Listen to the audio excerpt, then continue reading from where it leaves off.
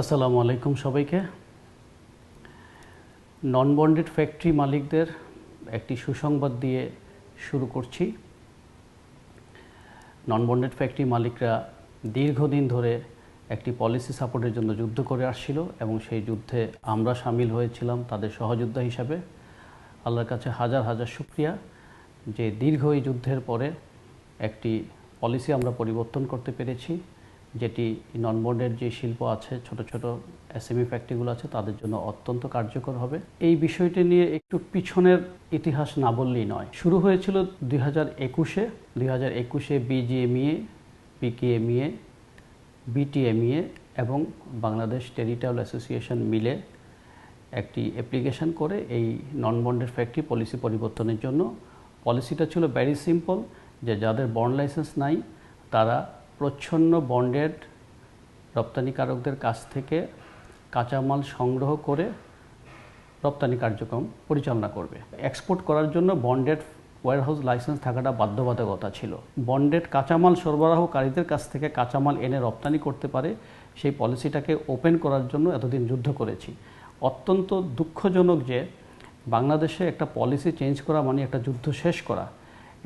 এই যুদ্ধ শুরু হয়েছিল 2021-এ। 2022 সালে একটা সুপারিশ দেওয়া হয় যার ভিত্তিতে এটা পরিচালনা হওয়ার কথা, কিন্তু দুঃখজনকভাবে সত্য যে এই বিষয়টি আসলে তখনও সার্কুলারটা পরিবর্তন হয়নি। পরবর্তীতে নন বন্ডেড ফ্যাক্টরি মালিকরা আমাদের কাছে আসলেন, সেটা নভেম্বর 2024। আমি যখন তাদের এই দুঃখ দুর্দশার কথা শুনে আমি বিষয়টা হাতে নিলাম এবং আমরা কাজ শুরু করলাম। তারপর বর্তমান যে এনবিআরের চেয়ারম্যান আছেন, ওনার কাছে আমরা বিষয়টি বললাম, উনি পজিটিভলি নিলেন। এই সার্কুলারটি পরিবর্তন করে দেওয়ার জন্য নির্দেশনা দিলেন তার অধীনস্থদের। কিন্তু বাংলাদেশে যেটা হয় আপনি জানেন যে পলিসি সহজ করতে ওনারা চায় না। পলিসি সহজ করলে তো ওনাদের কাছে কেউ যাবে না, ওনাদের ব্যবসার ক্ষতি হবে। তো সেজন্য পলিসি ওনারা পরিবর্তন করতে চাইলেন না। দীর্ঘ 17 মাস এটার পিছনে লেগেছিলাম আমরাও নাছোড়বান্দা, ওনারাও দিবে না। যুদ্ধ চললো দীর্ঘ 17 মাস পরে আলহামদুলিল্লাহ আমাদের প্রেসিডেন্ট মহোদয়ের ঐকান্তিক প্রচেষ্টা, জাতীয় রাজস্ব বোর্ডের চেয়ারম্যান সাহেব উনিও আমাদেরকে সহযোগিতা করেছেন, ওনার কাছেও কৃতজ্ঞতা জানাচ্ছি এবং আমাদের প্রেসিডেন্ট বিজিবির কাছেও কৃতজ্ঞতা জানাচ্ছি। আমরা সবাই মিলে আলহামদুলিল্লাহ এই পলিসিটা পরিবর্তন করতে পেরেছি। এখন থেকে নন বন্ডেড ফ্যাক্টরিরা বন্ডেড কাঁচামাল সরবরাহকারীদের কাছ থেকে কাঁচামাল এনে রপ্তানি করতে পারবে, আর কোনো বাধা রইল না।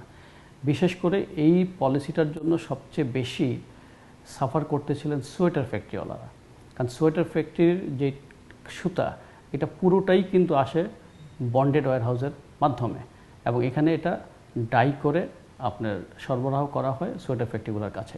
এই পলিসিটার জন্য ছোট ছোট সোয়েটার ফ্যাক্টরিগুলো কাঁচামাল সংগ্রহ করতে পারতেন না বন্ডেড যে কাঁচামাল সরবরাহকারী আছেন তাদের কাছ থেকে। এখন আমরা এই মুহূর্তে কাঁচামাল সংগ্রহের জন্য সোয়েটার ফ্যাক্টরির যতগুলো এইচএস কোড আছে সমস্ত এইচএস কোড, অলমোস্ট সমস্ত এইচএস কোডগুলোই আমরা ইনক্লুড করে দিয়েছি এই এসআরওতে এবং পরবর্তীতে ধাপে ধাপে আমরা ওভেন এবং নিটের আরও কিছু এইচএস কোড ইনক্লুড করে দেব।